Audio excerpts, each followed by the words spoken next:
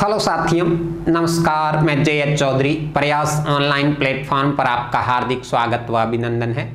आज मैं लेके आया हूं भारतीय इतिहास के ऐसे महत्वपूर्ण क्वेश्चन। संडे सिक्सर के नाम से आपको पता चल रहा होगा कि इस एपिसोड में हम 6 क्वेश्चन ऐसे ले रहे हैं जो भारत के किसी भी एग्जाम के अंदर 10 बार पूछे गए हैं और हर एग्जाम में कहीं न कहीं इसको पूछा जाता है।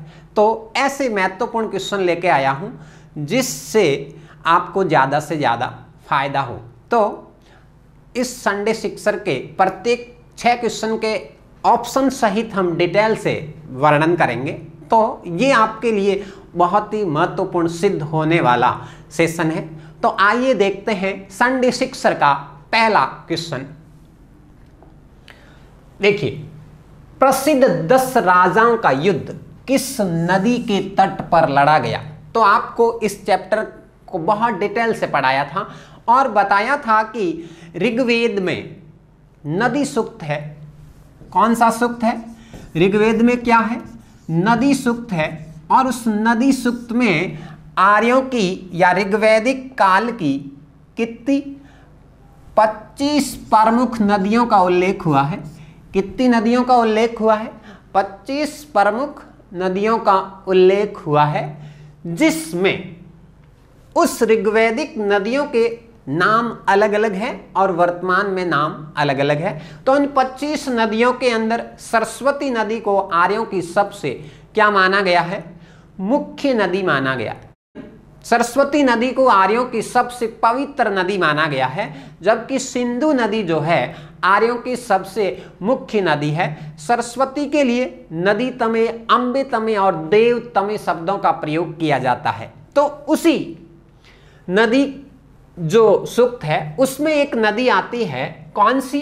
पुरुषणी नदी आती है। कौन सी नदी आती है? पुरुषणी, जो किसका वैदिक नाम था? रावी का वैदिक नाम क्या है? पुरुषणी नदी है। इसी पुरुषणी नदी के किनारे एक युद्ध हुआ था जिसमें 2 पक्ष थे। एक और तो क्या थे? 10 राजाओं का समूह है और दूसरी ओर जो है एक ही राजा है। तो वो एक राजा कौन से जन का है? भरत। भरत जन का कौन है राजा? भरत जन का राजा सुदास है। कौन है? भरत जन के राजा सुदास। जन का मतलब यहाँ क्या है? एक कबीला है। तो भरत कबीले का राजा सुदास और 10 अन्य राजाओं के मध्य क्या हुआ? पुरुषणी नदी के किनारे युद्ध हुआ। इस युद्ध में भरत जन का जो राजा था उसका प्रधानमंत्री कौन था? कौन था? वशिष्ठ था। कौन था? वशिष्ठ था। जबकि 10 राजाओं का जो प्रधानमंत्री है वो कौन था? विश्वामित्र थे। कौन थे? विश्वामित्र थे। तो ये जो युद्ध लड़ा गया वशिष्ठ व विश्वामित्र के मध्य लड़ा गया और इसमें किसकी विजय हुई? वशिष्ठ की विजय हुई। तो वशिष्ठ जो है किसका प्रधानमंत्री था या किसका सेनापतित्व कर रहा था? भरत जन के राजा सुदास का सेनापतित्व कर रहा था। तो विजय किसकी हुई? भरत जन के राजा सुदास की विजय होती है। और इसमें जो 10 ये अन्य राजा है, इसमें 5 तो आर्य थे और 5 क्या थे? अनार्य थे। कौन थे?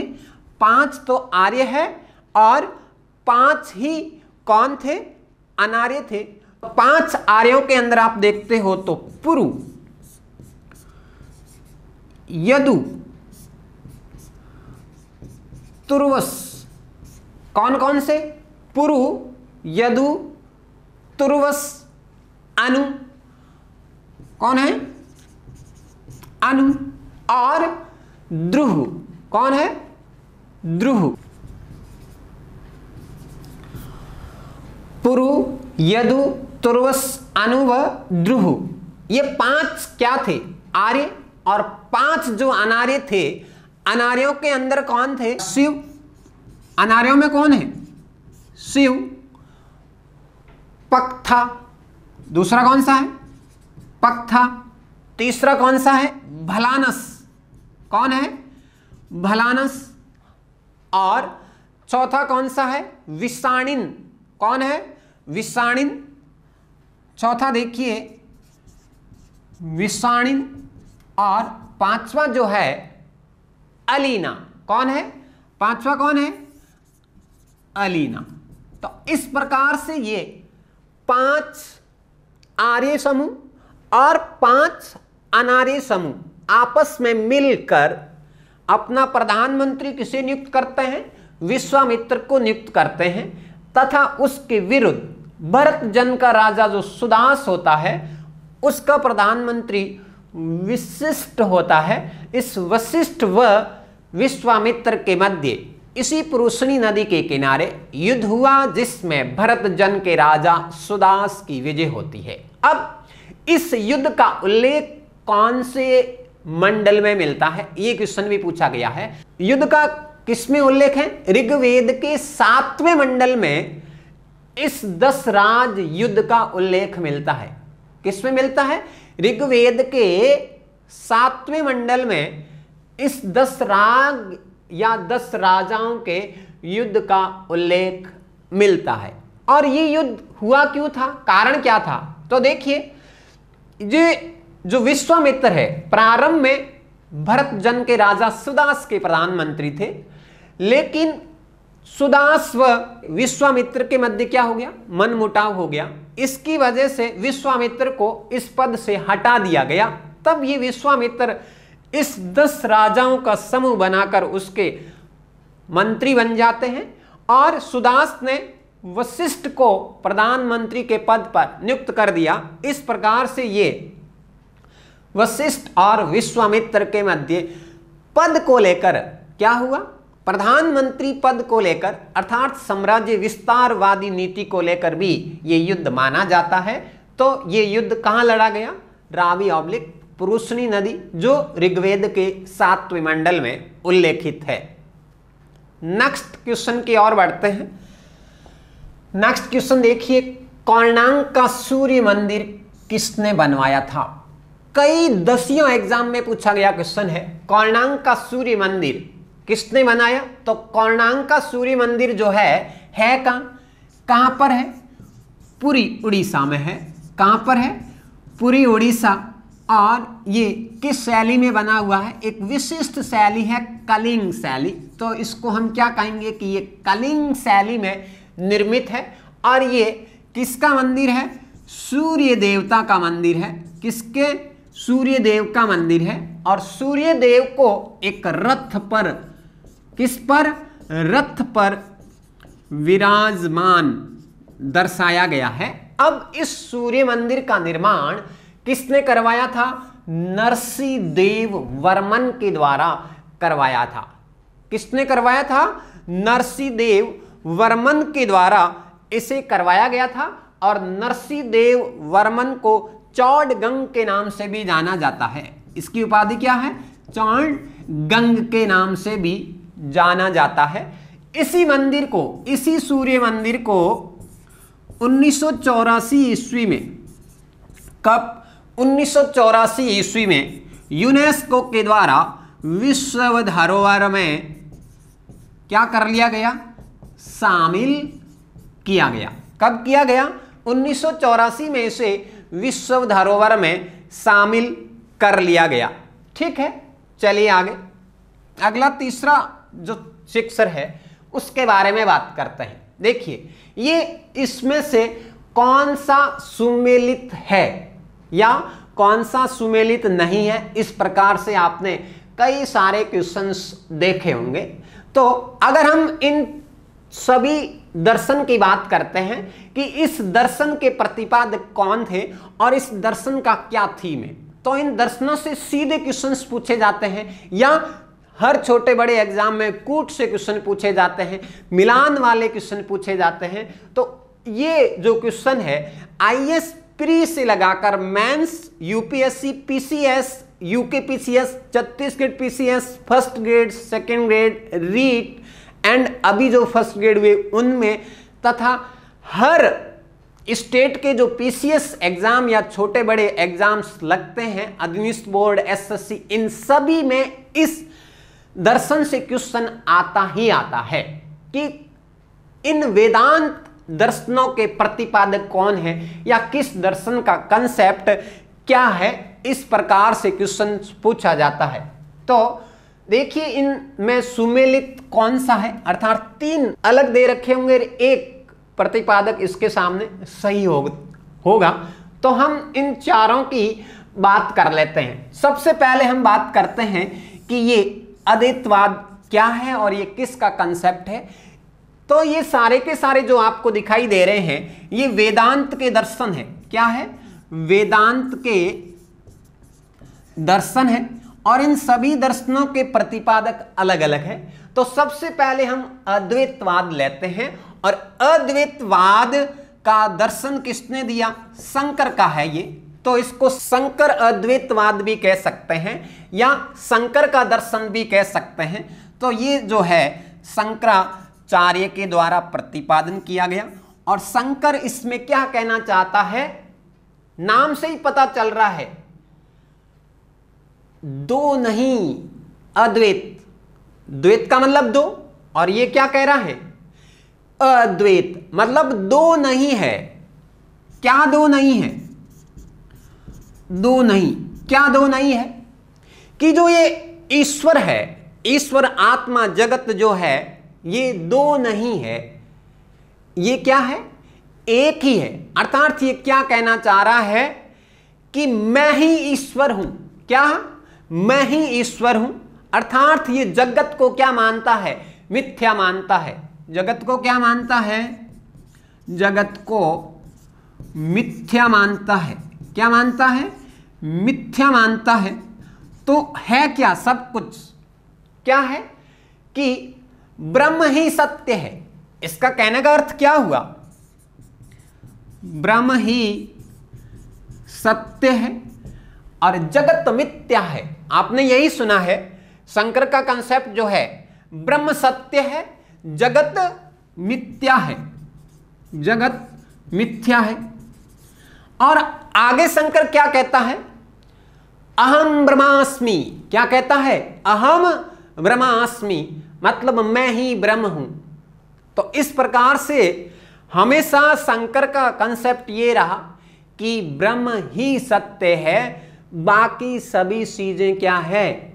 मिथ्या है, अर्थात होती ही नहीं है। अर्थात ब्रह्म ही शाश्वत सत्य है। इस प्रकार से ये शंकर का अद्वैतवाद है। अब विशिष्टाद्वैतवाद जो है, विशिष्टाद्वैतवाद किसका है? रामानुजन का है। विशिष्टाद्वैतवाद, इसके प्रतिपादक कौन है? रामानुजम या रामानुजाचार्य। कौन है? रामानुजम। कौन है? रामानुजम है। और रामानुजम क्या कहते हैं कि जगत और जीव दोनों जो है, या जगत व जीवात्मा जो दोनों है, वो ब्रह्म से क्या है? भिन्न है। ये क्या कह रहा है कि जगत और जीवात्मा जो है क्या है? ब्रह्म से क्या है? भिन्न है। ब्रह्म से भिन्न है। फिर भी इन दोनों का जो उद्भव हुआ है, या जो जगत और जीवात्मा का जो उद्भूत हुआ है या उद्भव हुआ है, वो किससे हुआ है? किससे हुआ है? ब्रह्म से ही हुआ है। इन दोनों का जो उद्भव हुआ है, यानी दोनों जो उद्भूत हुई है, ये किससे हुई है? ब्रह्म से हुई है। इस प्रकार से वो रामानुजम अपने दर्शन में क्या कहना चाह रहा है कि दोनों अलग है। क्या है? दोनों भिन्न है और भिन्न होते हुए भी क्या है? आपस में क्या है? संबंधित है। आपस में क्या है? संबंधित है। जैसा कि किरणों का सूर्य के साथ संबंध। अर्थात आगे क्या कहना चाह रहा है? ब्रह्म एक होने पर भी अनेक है। ये कौन कहता है? रामानुजाचार्य, जो विशिष्टाद्वैतवाद दर्शन में ऐसा कहता है। इसके अलावा आप आगे देखोगे द्वैतवाद, कौन सा कंसेप्ट या कौन सा दर्शन? द्वैतवाद। तो द्वैतवाद जो दर्शन है ये 13वीं सदी के अंदर मध्वाचार्य के द्वारा दिया गया या मध्व के द्वारा दिया गया। किसके द्वारा दिया गया? मध्व के द्वारा दिया गया। तो नाम से ही पता चल रहा है कि मध्व ने इस दर्शन में क्या कहा है कि जीव, आत्मा और प्रकृति तीनों का अस्तित्व क्या है? भिन्न है। तीनों का अस्तित्व मान्य है। अर्थात ये क्या कहना चाह रहा है? ये तीनों ही क्या है? नित्य है। अर्थात ये शंकर के जो अद्वैतवाद का दर्शन है, शंकर के अद्वैतवाद के दर्शन का क्या करता है? खंडन करता है। क्या करता है? खंडन करता है। तो इसके अनुसार ये सुमेलित दिखाई दे रहा है आपको। द्वैतवाद किसका कंसेप्ट है या किसका दर्शन है? मध्वाचार्य का दर्शन है। नेक्स्ट क्या बच गया? द्वैता द्वैतवाद। क्या है? द्वैता द्वैतवाद। और ये का है? निम्बार्क का है। किसका है? निम्बार्क का है। और निम्बार्क अपने दर्शन में क्या कहना चाहता है कि ये जो चीजें हैं, जीव या जीवात्मा, जगत और ब्रह्म या ईश्वर, जीव और आत्मा, इन तीनों में ही भेद है। अर्थात ये तीनों क्या है? अलग अलग है। तो इसलिए इस दर्शन को हम भेदा भेद दर्शन भी कहते हैं। क्या कहते हैं? भेदा भेद दर्शन भी कहते हैं। अर्थात ये क्या कहना चाह रहा है कि ब्रह्म जो है, ब्रह्म से संचार क्या है? भिन्न है। संचार और ब्रह्म दोनों ही क्या है? भिन्न भी है और अभिन्न भी है। अर्थात भिन्न होते हुए भी क्या दिखाई दे रहा है? एक दिखाई दे रहा है। तो इस प्रकार से इन जीव, आत्मा और ब्रह्म में परस्पर क्या बताया है? भेद बताया है। और तीनों को अलग अलग बताते हुए क्या कहता है कि ये अलग अलग या भिन्न भिन्न होते हुए भी अभिन्न है। तो इस प्रकार से ये क्या रहे हैं? भक्ति धारा के वेदांतिक दर्शन रहे हैं। तो इसमें सत्य क्या है? द्वैतवाद। किसका है? मध्वाचार्य का है। ठीक है, किसका है? मध्वाचार्य का है। चलिए आगे बढ़ते हैं। नेक्स्ट, मुगलों की अदालत में भाषा थी। मुगलों में अदालत में भाषा, इसका मतलब ये क्या कह रहा है कि मुगलों की राजकीय भाषा कौन सी थी? तो मुगलों की राजकीय भाषा जो है कौन सी है? फारसी है।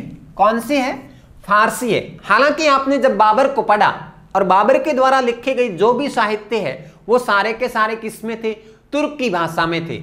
लेकिन कालांतर में जब मुगल साम्राज्य वास्तविक रूप से स्थापित होता है तो उनकी राजकाज की भाषा या अदालती भाषा जो थी वो क्या थी? फारसी थी। हालांकि प्रारंभ में आप देखते हो तो इस फारसी भाषा का प्रयोग केवल शासक वर्ग और अमीर वर्ग ही करते थे। लेकिन कालांतर में इसका क्या हुआ? बहुत तेजी से विकास हुआ और इसको राजकीय भाषा के रूप में माना गया या स्वीकार कर लिया गया। तो जब भारत में मुस्लिम आक्रमणकारी आए या जो ये विदेशी मुस्लिम सत्ता आई, इस मुस्लिम आक्रमण के कारण ही भारत में फारसी भाषा का प्रयोग शुरू हुआ और कालांतर में किसका? मुगलों की अदालती भाषा के रूप में या राज की भाषा के रूप में ये विकसित हुई। तो प्रारंभ में जो भारतीय उपमहाद्वीप में फारसी भाषा का जो केंद्र था, फारसी भाषा का विकास केंद्र था, वो कौन सा था? लाहौर। लाहौर मुगलों के काल में क्या? फारसी शिक्षा का या फारसी भाषा का प्रमुख केंद्र माना जाता है। तो ये आपका चौथा शिक्षर लगा। अब देखिए पांचवा शिक्षर, राजस्थान में 1857 की क्रांति के समय जन विद्रोह का प्रमुख केंद्र था। तो 1857 की क्रांति आपने इंडिया और राजस्थान की बहुत ज्यादा डिटेल से पढ़ा है।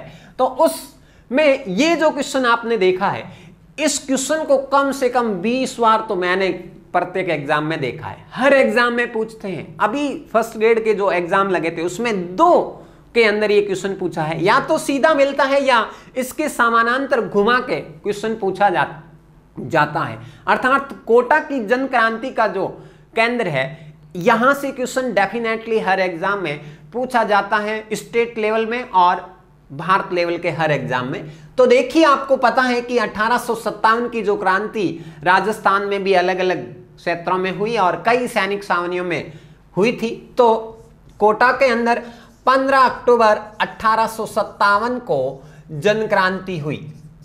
जन क्रांति की शुरुआत कोटा में करने वाले कौन थे? जयदयाल भटनागर। कौन? जयदयाल भटनागर व मेहराब खां, रिसालदार मेहराब खां के द्वारा यहां जन क्रांति की शुरुआत की गई, क्रांति का नेतृत्व किया गया। तो उस समय कोटा का शासक कौन थे? राम सिंह द्वितीय थे। कौन थे? राम सिंह द्वितीय थे, जो अंग्रेजों के हिमायती थे। और यहां पर राम सिंह द्वितीय का जो अंग्रेज रेजिडेंट जो था, उस रेजिडेंट का नाम क्या था? Major Burton. कौन था? मेजर बर्टन था। तो क्रांतिकारियों ने क्या किया? मेजर बर्टन की हत्या की। उसके साथ यह भी क्वेश्चन पूछा गया, मेजर बर्टन की क्या कर दी? हत्या कर दी। और इसके साथ में डॉक्टर काटम, यह भी क्वेश्चन अभी पूछा गया फर्स्ट ग्रेड में। सैडलर काटम कौन था? यह डॉक्टर था। सैडलर काटम और उसके पुत्रों की हत्या कर दी तथा मेजर बर्टन के शव को कोटा शहर के चारों ओर घुमाया गया।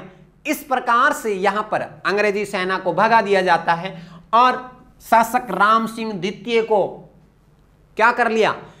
6 माह तक जनता ने नजरबंद रखा और प्रशासन अपने हाथ में रखता है।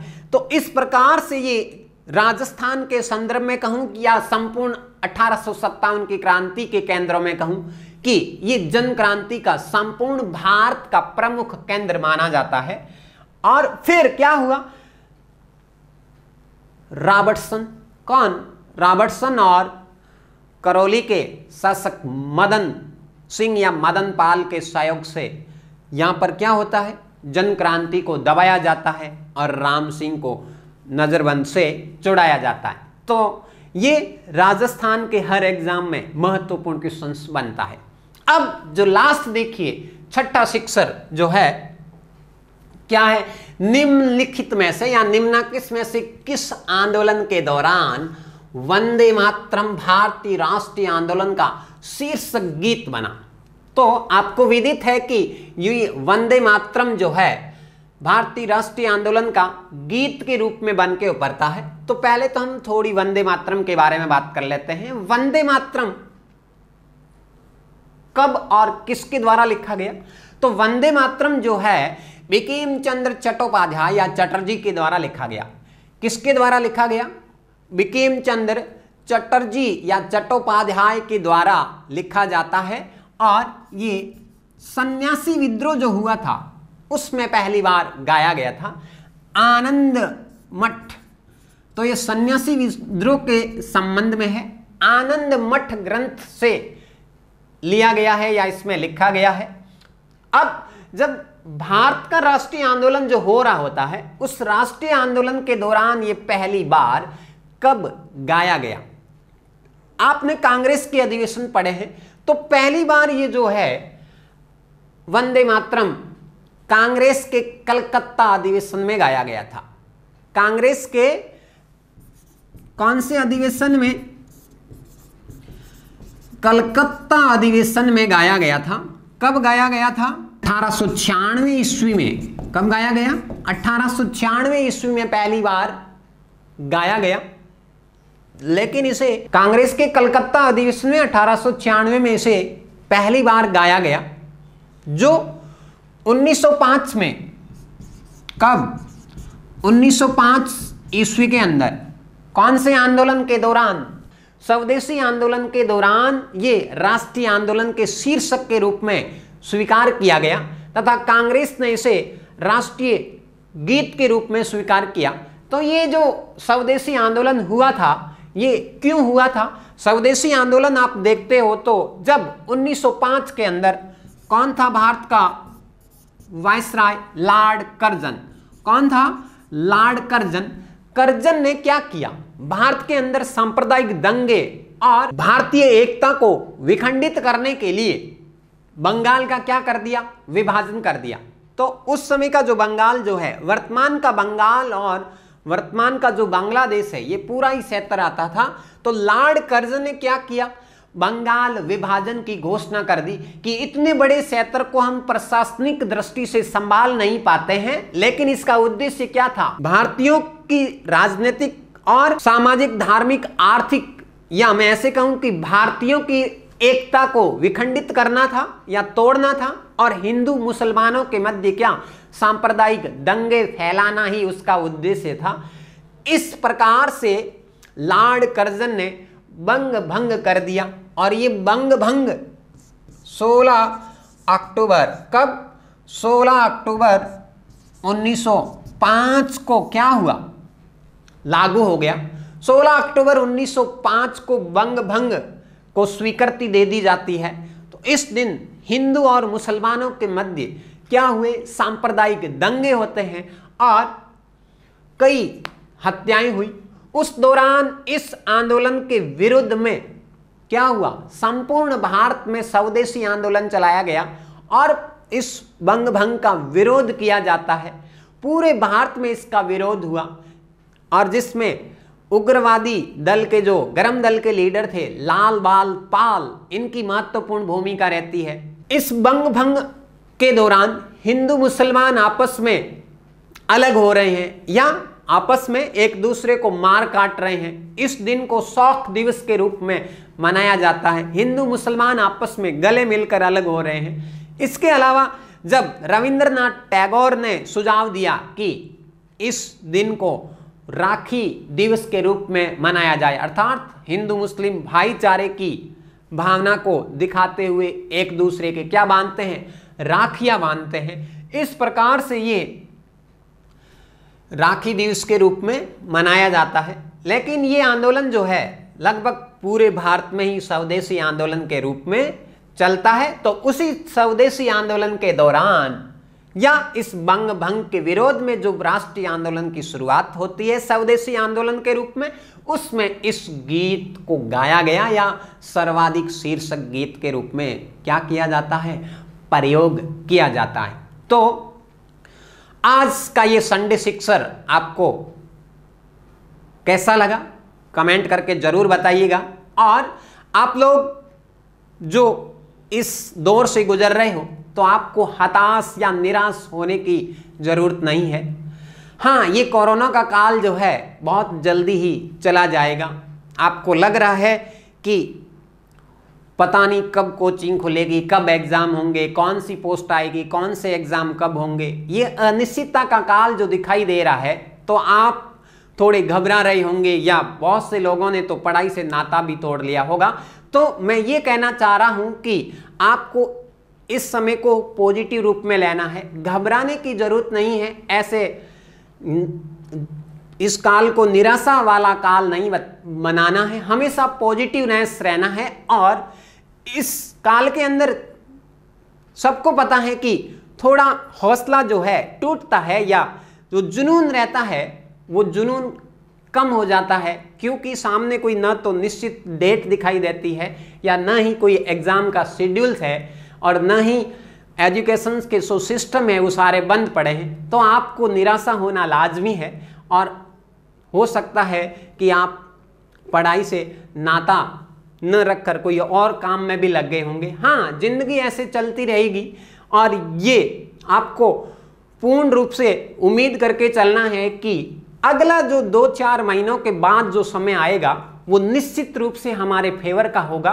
तो मैं ये पूर्ण रूप से आपको वादा करता हूं कि अगले मतलब दिवाली से बाद अगले साल तक साल भर एग्जाम ही एग्जाम होंगे। हर कंप्यूटेशन के एग्जाम आगे दिखाई देंगे, हर प्रतियोगी परीक्षा अगले 1 साल के अंदर पूर्ण रूप से हो जाएगी, चाहे अधीनस्थ बोर्ड के हो या RS जैसे एग्जाम हो, कॉलेज लेक्चरर हो, फर्स्ट ग्रेड हो, सेकंड ग्रेड हो, रीट की भर्ती हो, ये सारे ही पुलिस पटवारी जितने भी एग्जाम आप तैयारी कर रहे हो, उसमें आप देखोगे कि अगले 1 साल के अंदर हर महीने कोई न कोई एग्जाम होगा। तो आपको एग्जाम ओरिएंटेड और गोल के अनुसार तैयारी करनी है, आपको टूटना नहीं है। मैं बस इतना ही कहना चाहूंगा कि जब टूटने लगे हौसले, क्या जब टूटने लगे हौसले तो इतना याद रखना, बिना मेहनत के तख्तो ताज हासिल नहीं होते, बिना मेहनत के तख्तो ताज हासिल नहीं होते।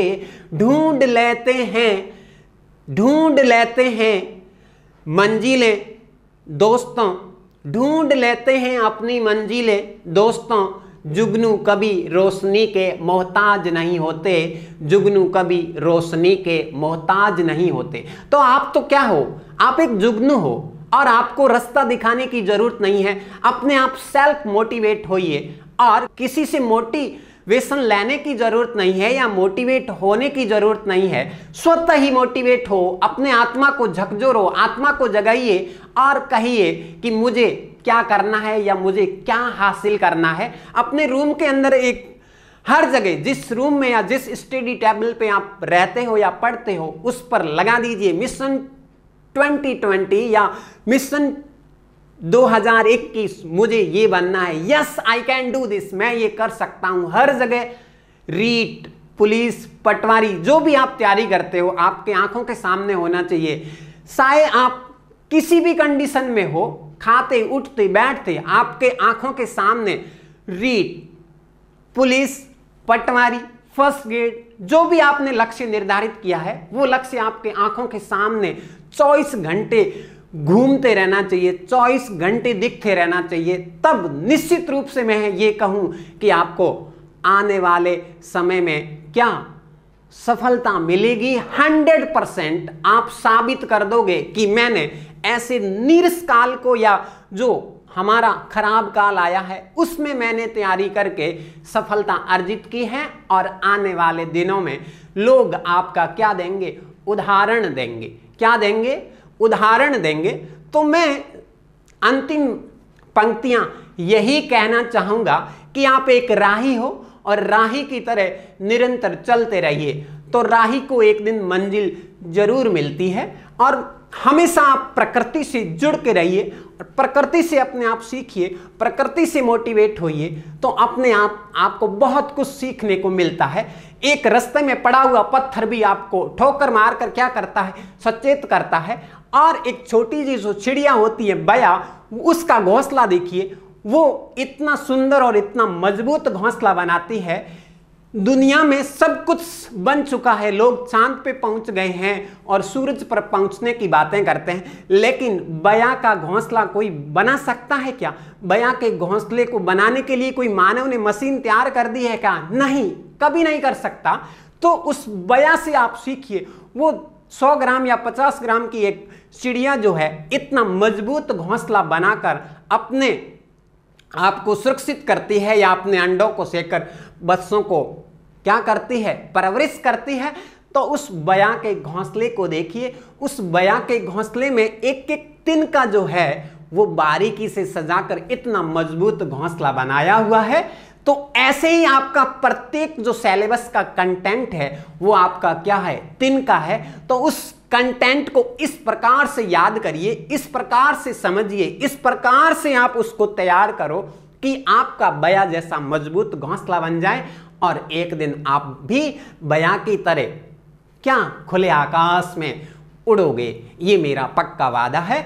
तो मैं अंतिम लाइन यही कहूंगा कि मंजिलें यूं ही नहीं मिलती राही को, मंजिलें यूं ही नहीं मिलती राही को, दिल में जुनून सा जगाना पड़ता है, दिल में जुनून सा जगाना पड़ता है। पूछा मैंने चिड़िया से कि कैसे बनता है आसियाना, पूछा मैंने चिड़िया से कि कैसे बनता है आसियाना। बोली चिड़िया ए दोस्त उड़ान भरनी पड़ती है बार बार, तिनका तिनका उठाना पड़ता है जब जाके बनता है आसियाना, जब जाके बनता है आसियाना। तो धन्यवाद। इसी के साथ मैं उम्मीद करता हूं ये आज का सेशन आपके लिए बहुत ही महत्वपूर्ण और लाभदायक रहने वाला है। हम हर संडे ऐसे ही नए नए शिक्षक लेकर आपके बीच में हाजिर होंगे। धन्यवाद, शुक्रिया, जय हिंद, जय भारत।